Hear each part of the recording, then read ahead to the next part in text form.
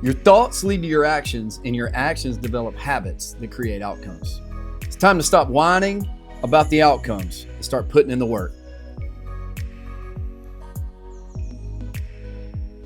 Welcome to the Purpose Project podcast. We're going to continue a series of talks today that we began last week called Cycle Breaker.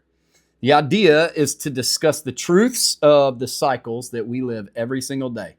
Some are destructive, some are life-giving, as we all walk through daily life and what it looks like to intentionally care and intentionally take action toward the purpose that God has in our lives, our professional lives, our personal lives, our spiritual lives, in our marriages, in our parenting, wherever we are. And here's the thing, it's a new year. We're in a new year. We're in the January 2026, and it's time to stop making excuses. Time to stop pacifying the outcomes that we don't like and that we know are not what God has for us and start moving towards the purposes that God has for us all. So today is all about no more excuses. It's time to get out of the spin cycle of destruction. So last week we started this series of talks and we began to talk about how we all go through cycles. We tend to live in cycles. In fact, your life, if you've listened to this podcast since the beginning, you know I'm all about rhythms. I'm all about disciplines. And honestly, I'm all about cycles. We all live in rhythms, disciplines, and cycles in our lives. It's almost like we use the illustration of a merry-go-round as kids. When we grew up, we'd get on this merry-go-round, we'd have it spinning so fast that it would get dangerous to jump off, or maybe we get thrown off. So we'd just hunker down, we'd hold on and just wait on the merry-go-round to slow down enough so that we could get off of the merry-go-round safely. Many of us, that's like our lives. We're on this cycle, the spin cycle of life, and we're waiting on it to slow down so that we can change something to get towards the outcome that God has for us in our lives. And here's the truth. Life does not slow down on its own. You have to make it slow down. You have to intentionally interrupt. We're going to talk about that next week. Intentionally interrupt the spin cycle so that we can change the destructive cycles in our lives and develop life-giving cycles that lead us closer to the purposes God has for us. So today we're going to continue looking at the cycle that we all go through and every part of our life is defined by, and we're going to continue that conversation and we're going to look at what parts of that do we need to change. So last week we began talking about this cycle that we all go through. It's this, it's thoughts. Everything begins with a thought. Thoughts then lead to actions. So everything starts with a thought, then it leads to the actions, the external expression of our life. Our actions, this is where we pick up today, begin to lead and develop habits or rhythms in our life. And every habit or rhythm develops an outcome. And so the idea is that we want to look at every area of the cycle and go, how do I get that healthy so that I can walk in the healthiness, in the health of what God has for me in the purposes of life. So we talked about thoughts and actions last week. Now, I'm going to give you permission. If you missed that episode, pause right now, go back, listen to episode 1 of Cycle Breakers, and pick up on the ideas of thoughts and actions. Go ahead, pause it. You can come right back to this and finish this episode. Now, if you're still here, that means you've listened to episode 1 where we talked about thoughts and actions. So we're going to pick up today on how our actions lead to habits. You can use the word rhythms. You can use the word disciplines if you want. I'm going to use, in the context of this conversation, habits. If you've been listening for a while, I'm going to repeat something. You know I'm a huge fan, a big proponent of rhythms, disciplines, and habits. Rhythms and disciplines are nothing more than consistent habits. I think they are so important to have life-giving, productive habits, life-giving, productive disciplines in our lives. Because here's what productive habits, disciplines, rhythms do in our life. It predetermines your priorities and it predetermines your day. So whenever I have life-giving, or honestly, let's take life-giving out of it. Any of the habits that we've created, any of the rhythms we've created in our lives, we've now predetermined that those things are priority. We are going to do those things. Something as simple as the habit of brushing your teeth. It is predetermined that dental hygiene is a priority in your life, whether it's because you don't want to knock people out with your bad breath or because you don't want to go to the dentist or whatever it is, it doesn't matter. You've predetermined through your habits that dental hygiene matters enough that you are going to do this and you're going to do it on a consistent basis. Now, that is a very basic habit that hopefully all of us have, but it still illustrates the point that habits predetermine your priorities and habits predetermine what you're going to do with your day. This is just what I'm going to do. My habits are in my calendar. I have a certain thing I do on Mondays, a certain thing I'll do on Tuesdays, a certain thing I'll do on Wednesdays, Thursdays, Fridays, Saturdays, Sundays.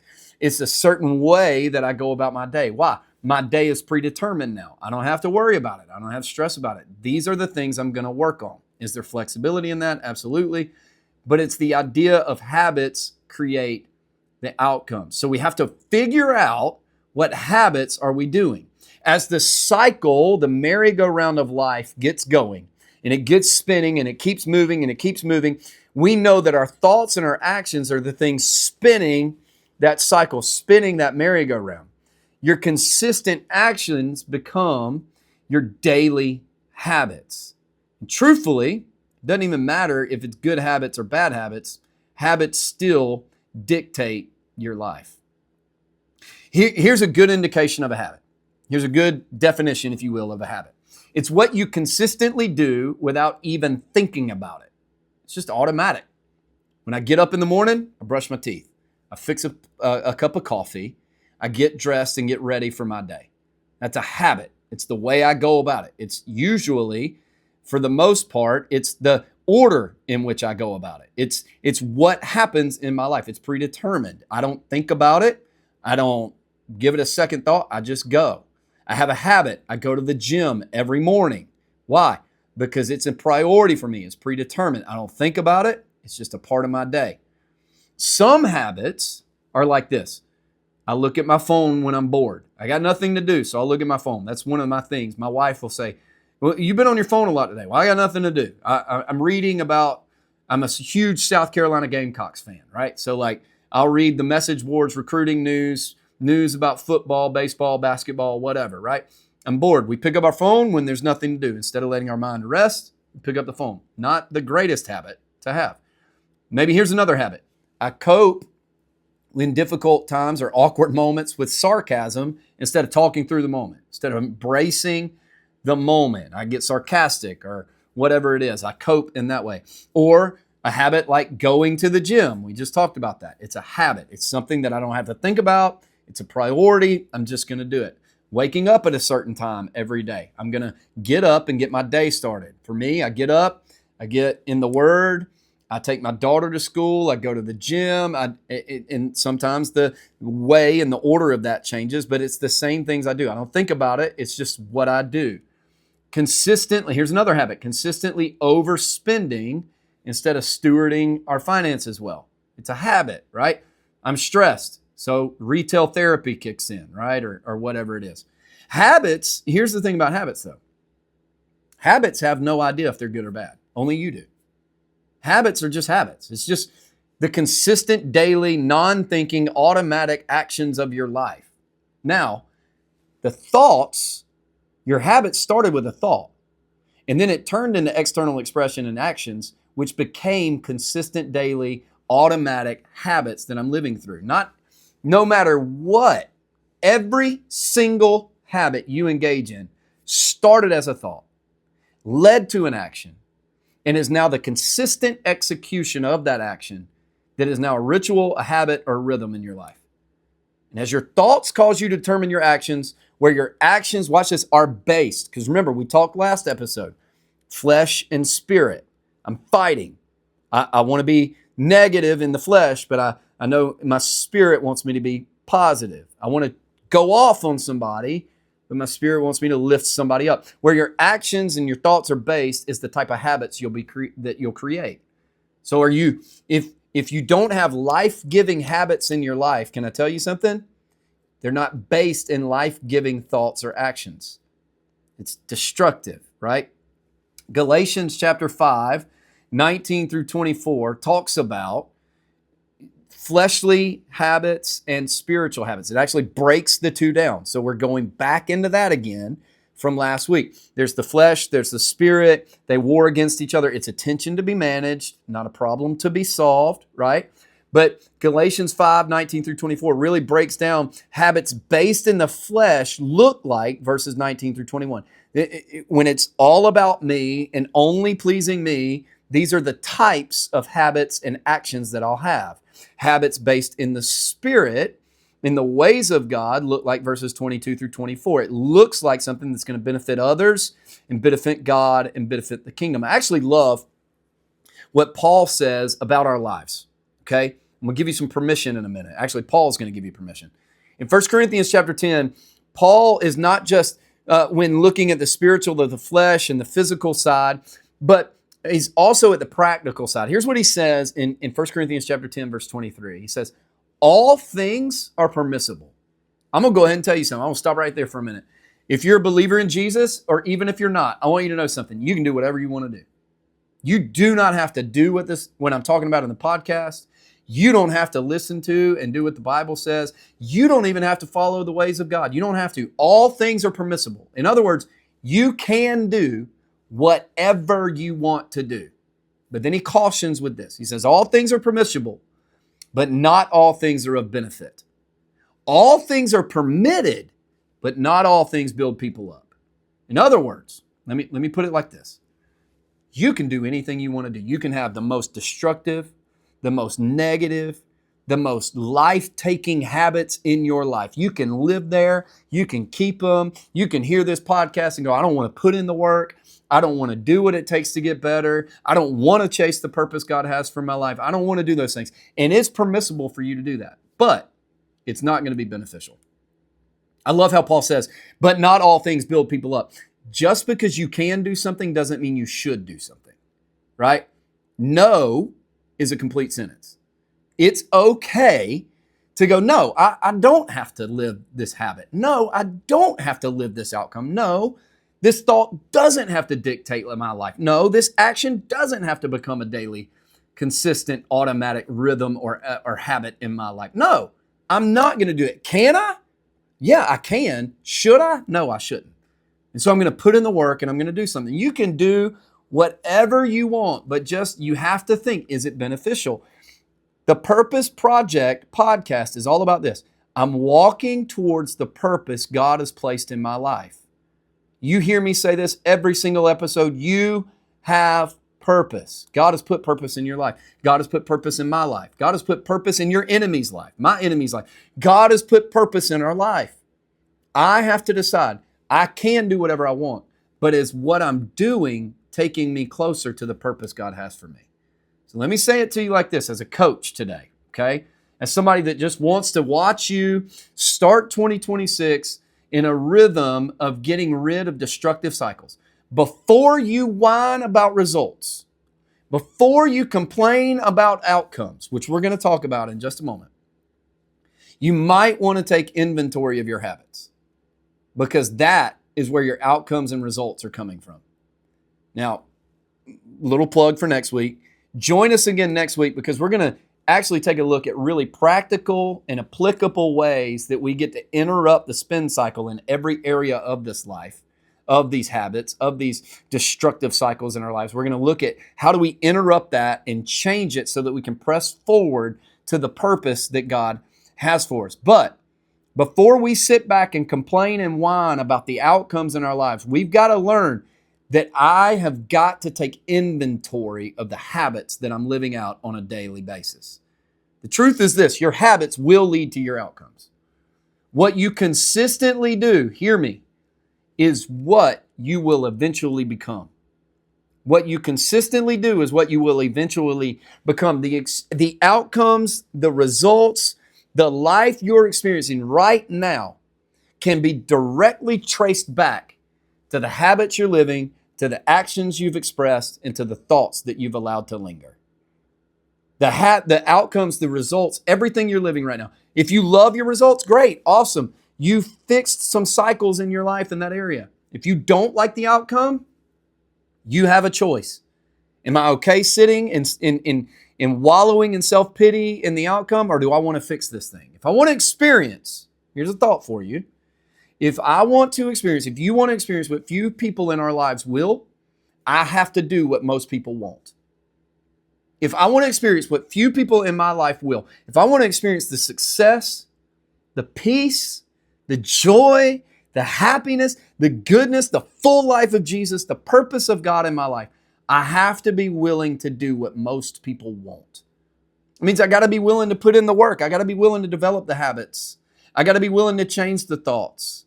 I got to be willing to call out the actions.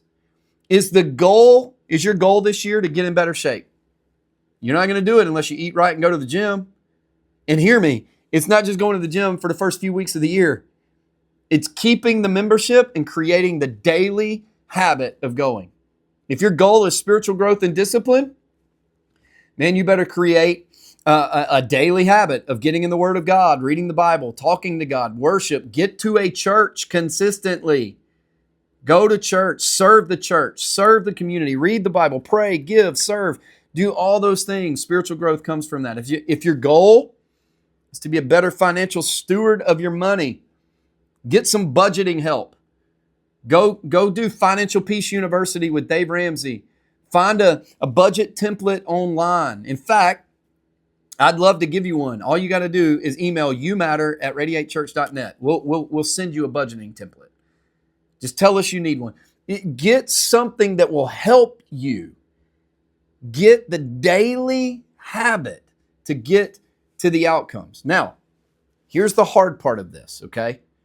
Most of us pay more attention to the outcomes than we do the habits. Here's why. Outcomes are actually a lagging indicator, not a leading indicator. We love the outcomes. We love the product. Here's what a lagging indicator is. A lagging indicator is something that is the result of compounded quarter turns in the right or wrong directions of my life. So, lagging indicators are the product of other things. Lagging indicators are the big thing that I see, but nobody knows the process on the other side. That's the lagging indicator. We get obsessed with lagging indicators. Lagging indicators are outcomes, results, however you want to say it, are the things that we can brag about, that we can talk about, that we share the metrics about, that we're like, oh, this is what I've done. They're amazing when they're good, but man, they hurt when they're not.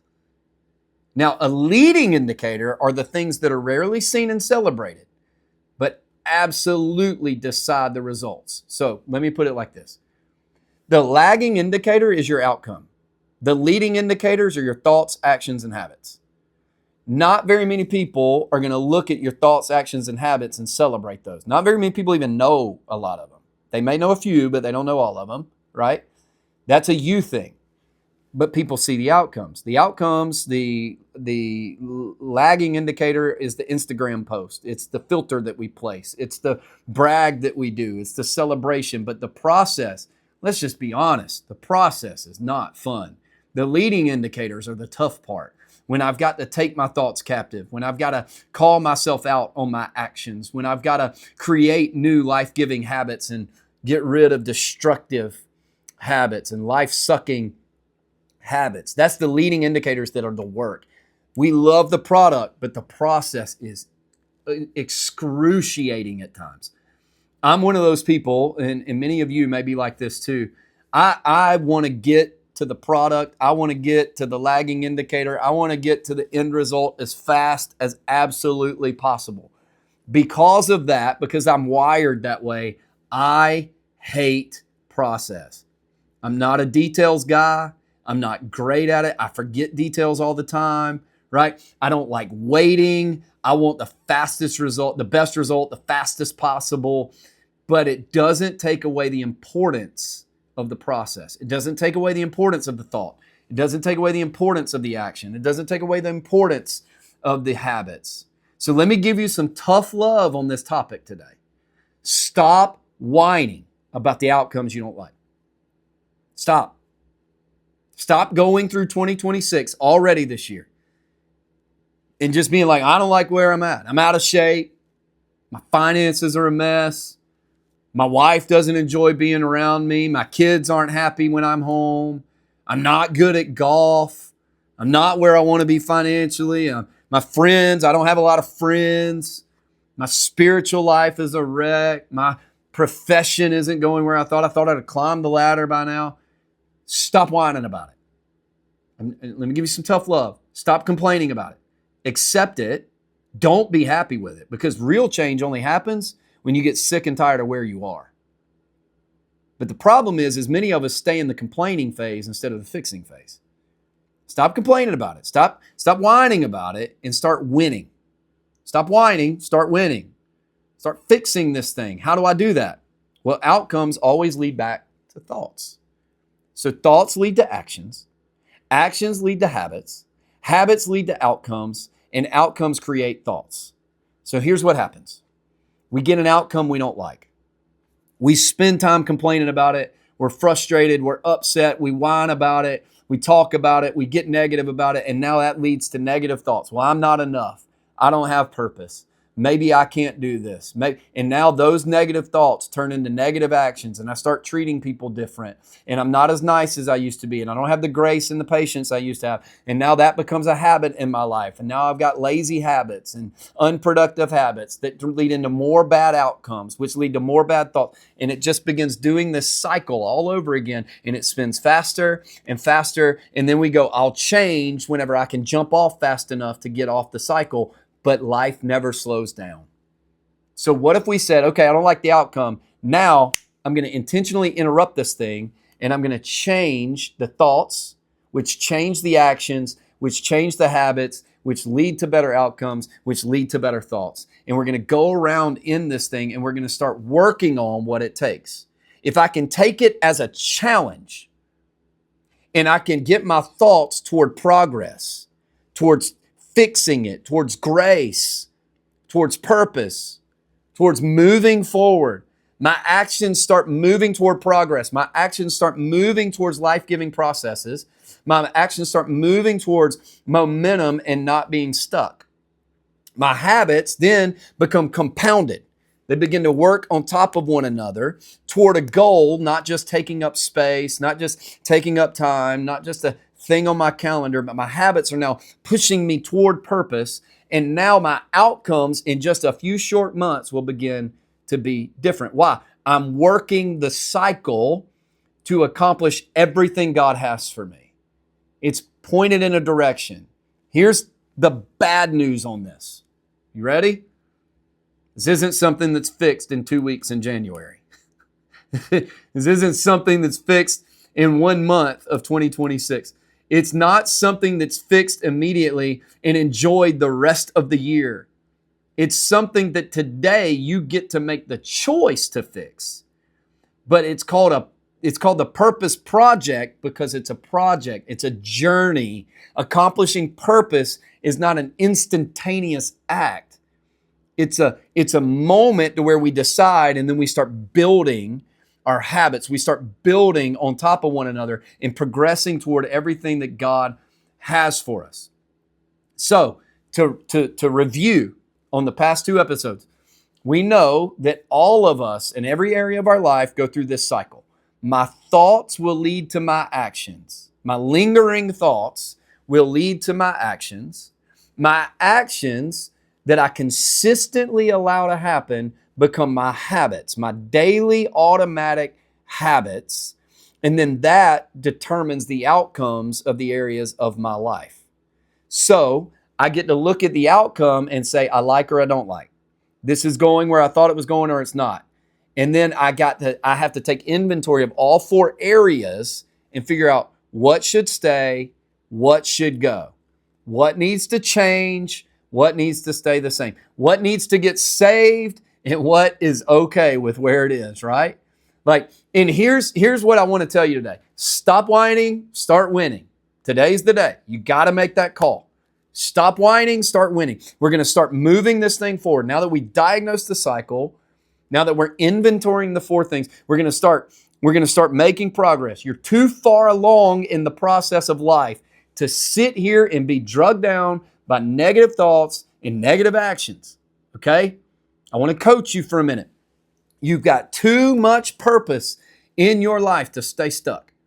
You've got too much going for you. God's called you to too much in your life to stay stuck in 2026. It is time to make the decision. I'm moving forward starting today. It's not going to be the perfect path.